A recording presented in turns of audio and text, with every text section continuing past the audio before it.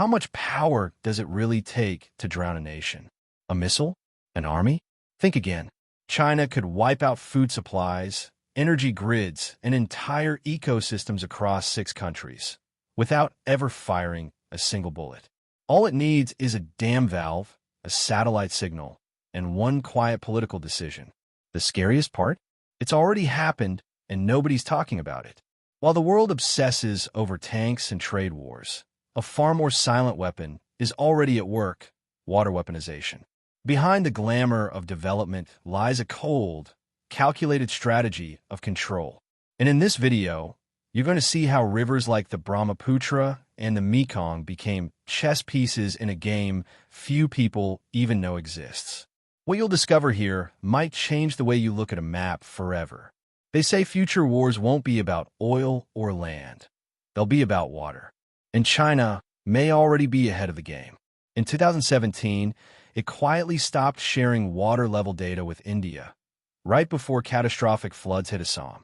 Nearly 300 people died, not from conflict, but from a river used as a weapon.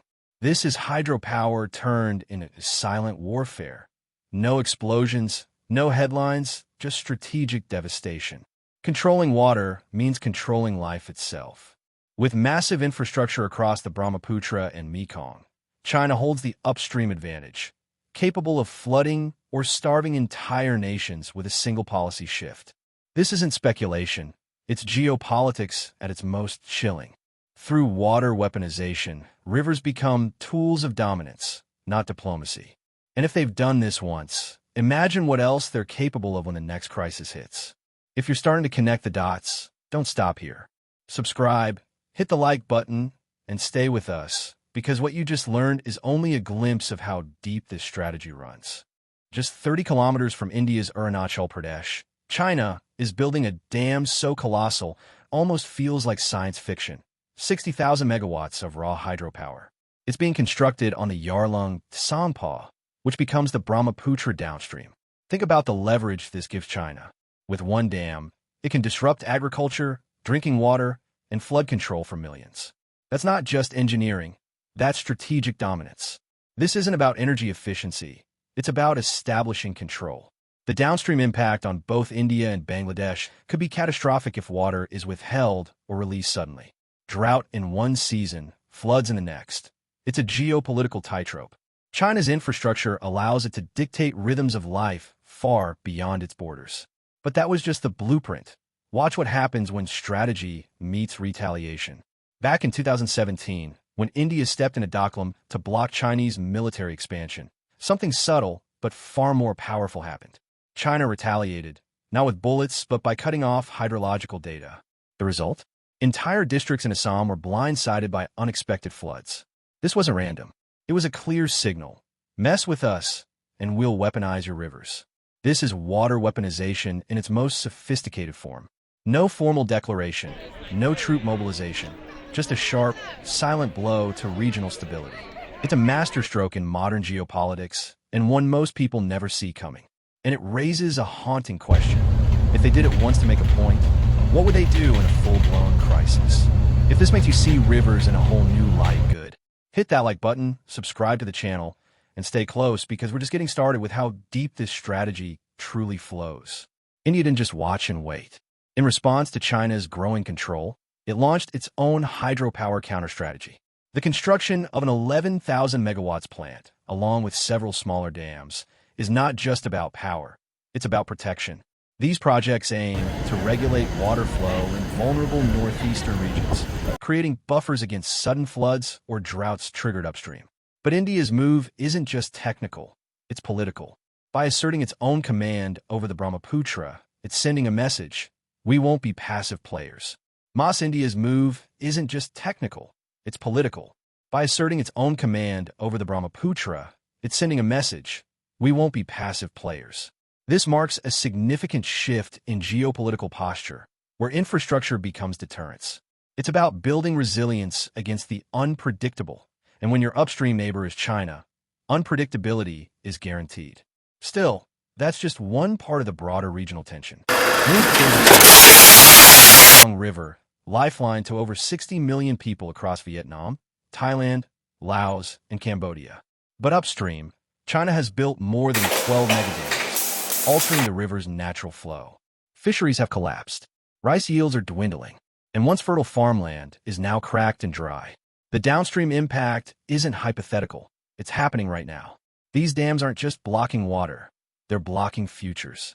Hydropower in China is coming at the cost of food security and ecological balance in half a dozen nations. While China enjoys the benefits, Southeast Asia is left in an anxious wait. Will there be floods this season or another brutal drought? What began as a development plan is now a delicate game of dependency. Between 2019 and 2024, water levels in some parts of the Mekong dropped by 60%. That's not just bad luck. It's upstream policy with devastating consequences. Cambodia's power grid, which relies heavily on hydropower, saw a 30% drop in production. Crops failed in Vietnam.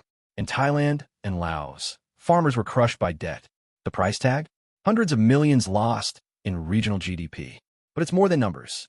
It's the emotional and psychological toll of not knowing whether your harvest or your electricity will survive the year. Geopolitics here isn't about borders, it's about rivers and rain. And when upstream control is centralized in Beijing, you quickly realize this isn't just nature's doing. But the real trap is how deep this dependency goes. Laos wants to be the battery of Southeast Asia, and at first glance, it sounds ambitious. But peel back the layers, and a fragile truth emerges. Nearly all its hydropower projects are backed by Chinese funding.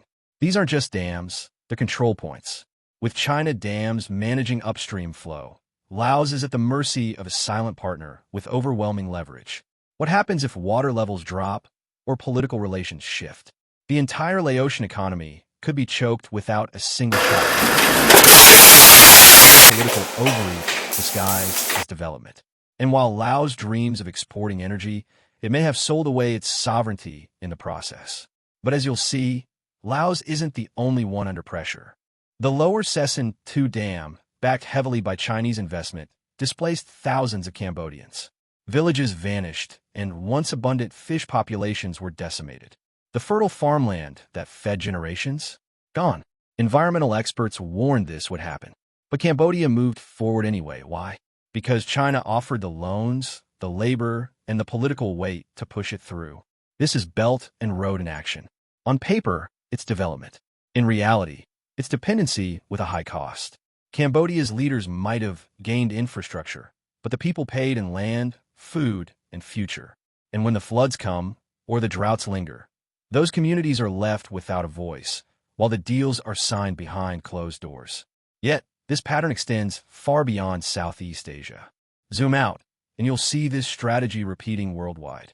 In Guinea, the Sawapati Dam, another project under the Belt and Road banner, displaced over 16,000 people. The catch? China provided easy loans, but demanded repayment through mining rights and port access. It's not just about hydropower, it's about influence long-term. This model allows China to export its strategy of control through infrastructure, spreading its reach from Africa to Latin America. In each case, nations are promised progress, but often find themselves indebted and cornered. And unlike traditional military pressure, this is subtle. It's a new form of conquest, one dam, one agreement at a time. But how do nations push back? The Mekong River Commission was meant to prevent this kind of exploitation, balancing upstream and downstream interests. But China never joined. Instead, it created its own cooperative frameworks, bypassing international standards. So while downstream countries debate and plead, China acts, unilaterally and decisively. It's a clever move. By shaping the rules outside the system, China avoids accountability while expanding its hydropower empire. And without enforceable agreements, the downstream impact is left to nature and politics. Rivers that once united civilizations are now being used to divide them. But as the world watches silently, one question remains: what happens when the next crisis hits? Now you know what most people don't. Rivers aren't just natural wonders, they're political weapons. While others scroll past headlines, you've just unlocked a truth that only a few ever question. What else is out there, hiding in plain sight, reshaping entire regions without a sound? And more importantly, how many other natural events are actually engineered? This isn't just a fact to remember. It's a lens to see the world differently. And the ones who see through the noise, They're the ones who rise. So tell me, did this open your eyes? Drop your thoughts in the comments. Let's turn this into a conversation. And don't forget to subscribe and turn on notifications, because this is just the beginning of the knowledge that sets you apart from the rest.